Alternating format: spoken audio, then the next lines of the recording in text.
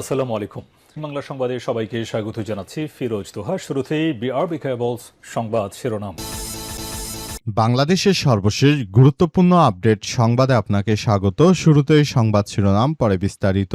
প্রথমেই জানাবো আমাদের হাতে থাকা সর্বশেষ গুরুত্বপূর্ণ সবথেকে তাজা আপডেট সংবাদ। খেলাপি হয় ফল স্থগিত, দুই নেতা বিএনপির এখন এমপির ভূমিকায়। চট্টগ্রামে বাংলাদেশের ইতিহাসে সবথেকে বড় ঋণ খেলাপি আসলাম চৌধুরী এবং আরেকজন হচ্ছেন বিএনপির অন্য আসনের সারোয়ার আলমগীর। এরা ব্যাংক থেকে হাজার হাজার কোটি টাকা নিয়েছে, কিন্তু ব্যাংকে কোনো টাকা ফেরত না দেয় ব্যাংক থেকে তারা খেলাপি হওয়ার কারণে তাদের নির্বাচনের ফল স্থগিতের ঘোষণা দেয়া হয়। এরপরও তারা এখন ওই এলাকায় এমপির মতো দৌরত্ব চালিয়ে যাচ্ছে। এরপর জানাবো স্বামীকে হত্যার পর মরদেহের খণ্ডিত অংশ ফ্রিজে রাখার চেষ্টা, স্ত্রী গ্রেপ্তার।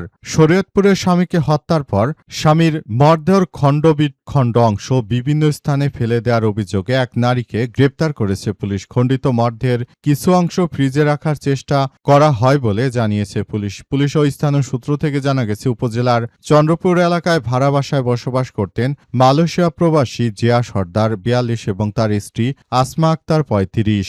এদিকে ক্লাইভের সঙ্গে মীর জাফরের আর আমেরিকার সঙ্গে ইউনূসের চুক্তি একই বললেন বিএনপি নেতা ফজলুর রহমান। রবার্ট ক্লাইভের সঙ্গে মীর জাফরের চুক্তি এবং আমেরিকার সঙ্গে ইউনূসের চুক্তি একই বলে মন্তব্য করেছেন নারায়ণগঞ্জ ৪ আসনের সংসদ সদস্য বীর মুক্তিযোদ্ধা অ্যাডভোকেট ফজলুর রহমান। তিনি জানিয়েছেন, যদি দেশ স্বাধীন রাখতে হয় এটাকে বাতিল করতে হবে। সেই মেরুদণ্ড অবশ্যই আমাদেরকে থাকা উচিত। যদি ইউনূসের মতো লোক বাংলাদেশকে ধ্বংস করতে এসেছিল, যদিও বিএনপি ক্ষমতা এসে দেশ রক্ষা পেয়েছে। এবারে জানাবো রাজশাহীতে সমাবেশ শুরু হওয়ার আগে ১১ দলের নেতাকর্মীদের ঢল। রাজশাহীতে ১১ দলীয় ঐক্যের মহাসমাবেশ শুরুর আগেই আজ ১১ দলীয় জোটের নেতাকর্মীদের ঢল নেমেছে। রাজশাহীতে বিকাল ৩টা থেকে বিভাগীয় মহাসমাবেশ শুরু হয়েছে বলে এমন তথ্য সামনে এসেছে। এবং সর্বশেষ জানাবো সাবেক প্রতিমন্ত্রী মিজানুর রহমান সিনহা আর নেই। সাবেক স্বাস্থ্য ও পরিবার কল্যাণ প্রতিমন্ত্রী এবং বিএনপির কেন্দ্র কমিটির সাবেক কোষাধ্যক্ষ মুন্সিগঞ্জ জেলা বিএনপির আহ্বায়ক মিজানুর রহমান সিনহা মারা গেছেন। আজ ২টার দিকে সিঙ্গাপুরের একটি হাসপাতালে চিকিৎসাধীন অবস্থায় তার মৃত্যু হয়েছে বলে এমন তথ্য নিশ্চিত করা হয়েছে। প্রিয় দর্শক, এতক্ষণ শুনছিলেন সংবাদ শিরোনাম, এবারে বিস্তারিত। তবে তার আগে বন্ধুরা অনুরোধ থাকবে, এই সংবাদটিতে একটি লাইক দিন।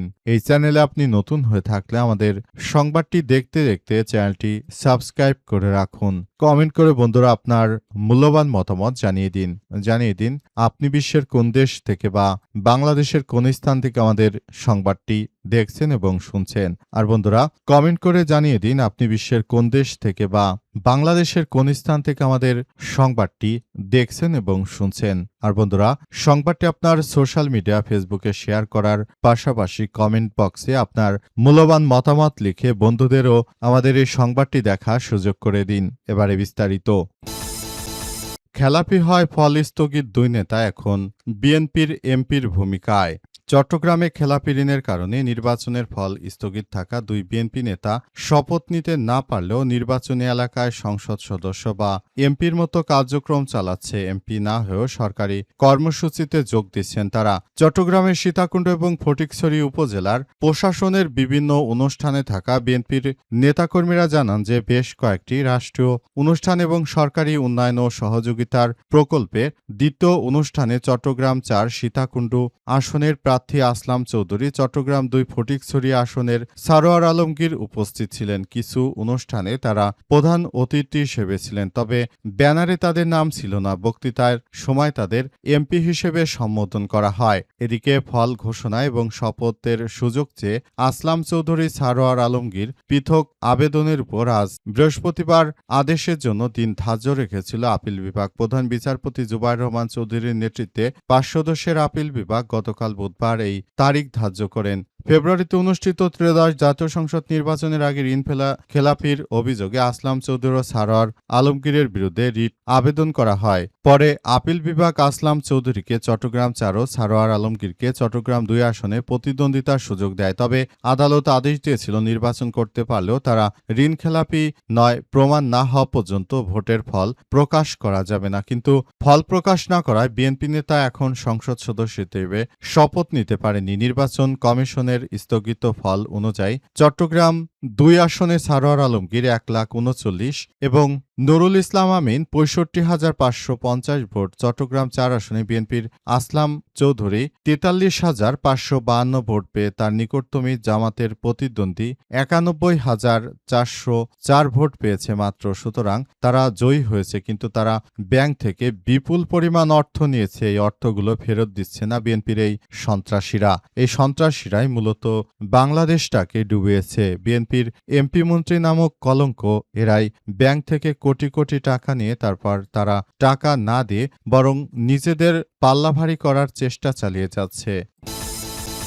স্বামীকে হত্যার পর মর্ধের খণ্ডিত অংশ ফ্রিজে রাখার চেষ্টা, স্ত্রী গ্রেপ্তার।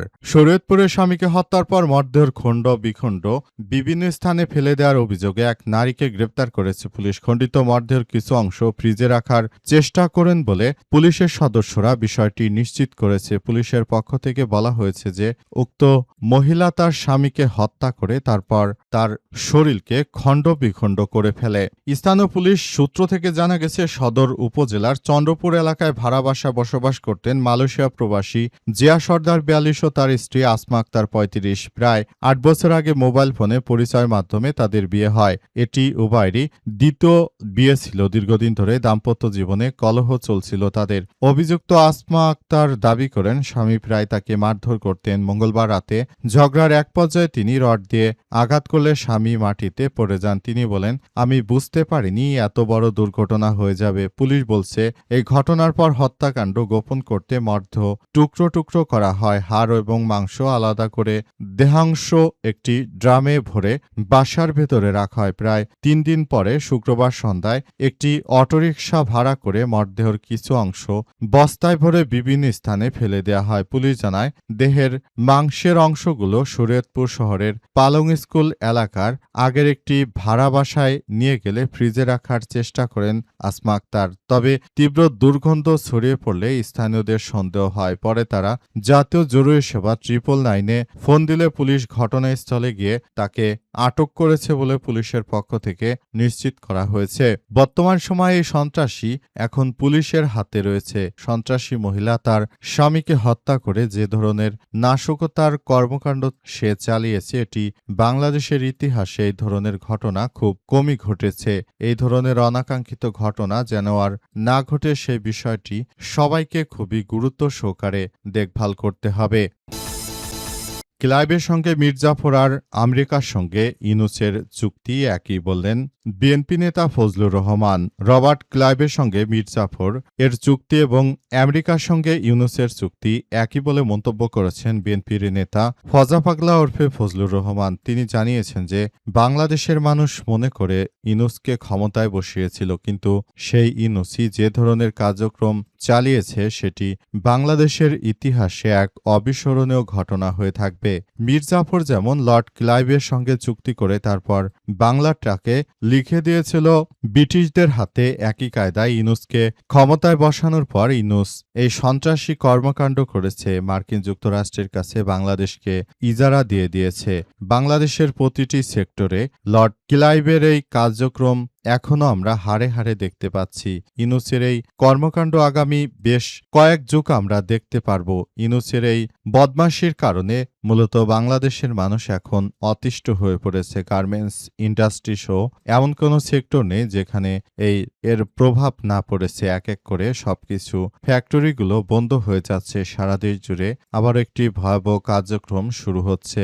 সবাইকে বলতে চাই, আপনারা যার যার জায়গা থেকে পুরো পরিস্থিতি নিয়ন্ত্রণ করার জন্য সবাইকে এখনই এই ইউনূসের চুক্তি বাতিল করার জন্য রুখে দিতে হবে। ইউনূসের এই ধরনের চুক্তি আমরা মেনে নিতে পারি না বলে জানিয়েছেন বিএনপি নেতা ফজলুর রহমান ওরফে ফজা পাগলা। তার এই ধরনের কর্মকাণ্ড দেখে সবাই অবির্ভূত হয়ে গেছে, কারণ তিনি যে সন্ত্রাসী কার্যক্রমগুলো চালিয়েছেন সেটি কোনোভাবেই আসলে গ্রহণযোগ্য হতে পারে না।